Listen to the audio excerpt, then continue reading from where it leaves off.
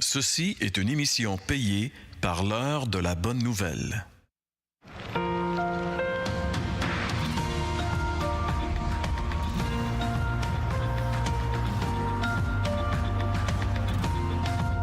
Changez d'attitude et croyez à la bonne nouvelle.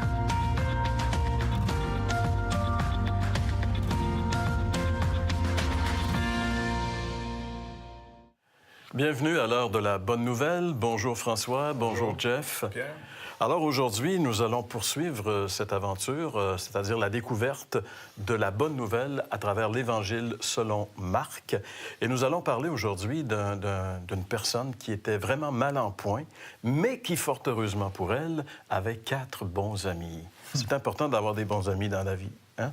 Surtout dans cette histoire. On va le voir dans ce texte-là. Et toi, François, tu es allé voir les gens pour leur parler d'un mot, justement, on a parlé dans une émission antérieure, d'un mot qui est un peu désuet aujourd'hui. Oui, bien c'est ça. Je leur ai posé la question, quelle est pour vous, qu'est-ce que veut dire pour vous la vieille notion de péché? J'utilisais le mot « vieille » de temps à autre parce que pour certains, c'est vraiment vieux comme notion. Mais les réponses sont toujours intéressantes. Il y a des éléments, je trouve, qui sont restés chez certains. Ils comprennent quand même que c'est pas quelque chose de positif. Donc, on écoute ça ensemble. Qu'est-ce que ça veut dire pour toi, le mot péché? Ah, un péché, c'est quelque chose qu'on va faire contre notre morale. Je crois qu'on a tous, dans le fond de nous, une certaine morale qui ne découle pas nécessairement d'une religion ou d'une autre, mais on sait tous, dans le fond de nous, ce qui est bien quand on pose un bon geste de quand on pose un mauvais geste. Ça n'existe pas vraiment. Non, je crois pas. C'est pas une question de religion, c'est une question de morale. C'est quelque chose que tu fais du mal à quelqu'un. Le péché, c'est manquer le but. Ouais. Par définition, c'est ça, c'est manquer le but.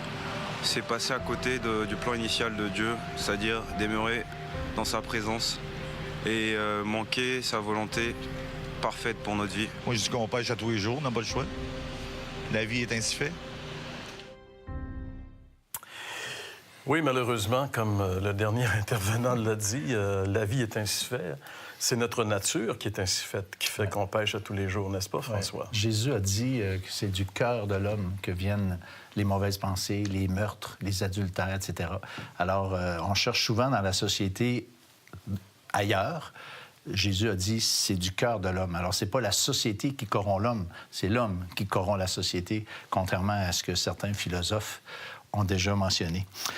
J'ai aimé celui qui a dit, je ne me rappelle plus comment il dit ça exactement, mais il a parlé d'une ligne. Quand on franchit une ligne, que notre morale à nous, on sait que ça, c'est pas correct, passer ça. Puis le péché, c'est traverser cette ligne-là. Il a raison, fondamentalement. C'est effectivement traverser une ligne. Il y a un interdit. Récemment, j'étais sur un quai et puis on m'a pris en photo.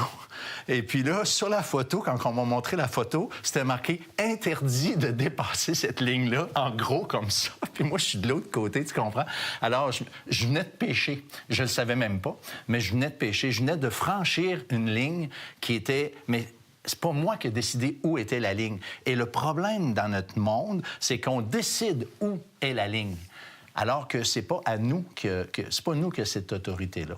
Puis, si tu permets, il y en a un qui a dit « manquer le but ». Bien, c'est littéralement ce que la Bible dit. Pécher, c'est vraiment manquer l'objectif.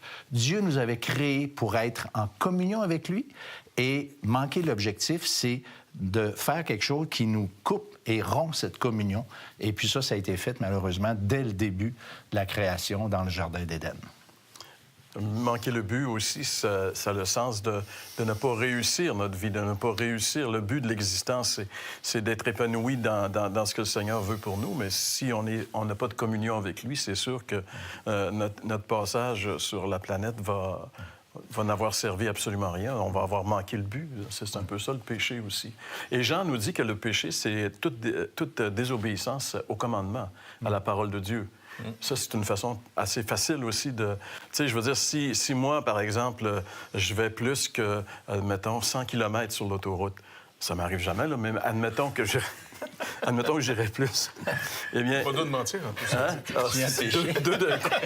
Il a raison, monsieur. Tous les jours, en fait.